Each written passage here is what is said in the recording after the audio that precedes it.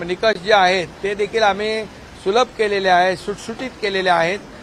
त्याच्यामध्ये जन्माचा दाखला असेल, त्यांच्याकडे जे काही डोमिसाईल आपण मागतो अधिवास, त्याच्या बरोबर त्याच्याऐवजी समजा जन्माचा दाखला असेल, शाळेचा दाखला असेल 15 वर्षापूर्वीचा, रेशन कार्ड पिवळं आणि केसरी 15 वर्षापूर्वीचा असेल, किंवा वोटर लिस्टमध्ये त्यांचं नाव असेल तर त्यांना याच्यामध्ये पात्र धरलं जाईल।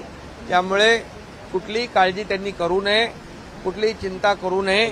अधिकारी, जिल्हाधिकारी आणि तहसीलदार, प्रांत यांना माझ्या सूचना आहेत की या सर्व योजनेचा लाभ जो आहे या महिला भगिनींपर्यंत पोहोचला पाहिजे, ही सरकारची भूमिका आहे।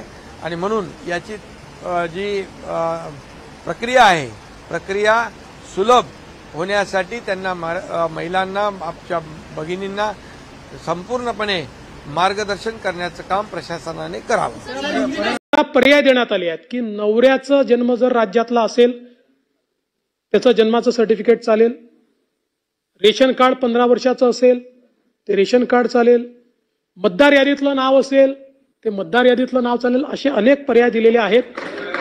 त्यामुळे आता रांगांमध्ये उभं राहून बरं इन्कम सर्टिफिकेटचं देखील क्रायटेरिया आता काढून टाकला। जवळपास आपले केशरी कार्ड आणि पिवळे कार्ड याच्यामध्ये राज्याचे 7.5 कोटी लोक जवळपास कव्हर होतात।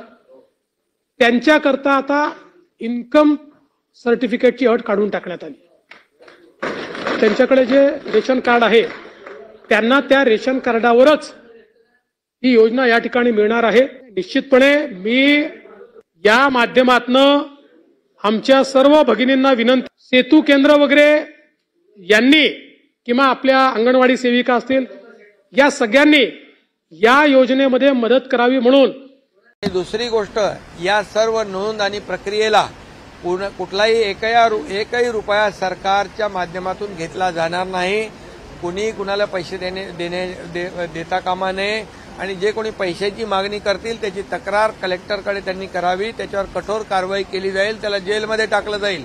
जे कोणी अधिकारी कर्मचारी याच्यामध्ये आमच्या महिला भगिनींकडून पैशाची मागणी करतील अशा लोकांना माझा इशारा आहे की कुठल्याही परिस्थितीमध्ये याच्यामध्ये सर्वसामान्य महिला भगिनी आहेत त्यांना याचा लाभ मिळाला पाहिजे। मुख्यमंत्री माझी लाडकी बहीण योजना यासाठी आपण हा निर्णय घेतलेला आहे। त्यामुळे याची नोंद सर्व अधिकारी आणि कर्मचाऱ्यांनी घ्यावी।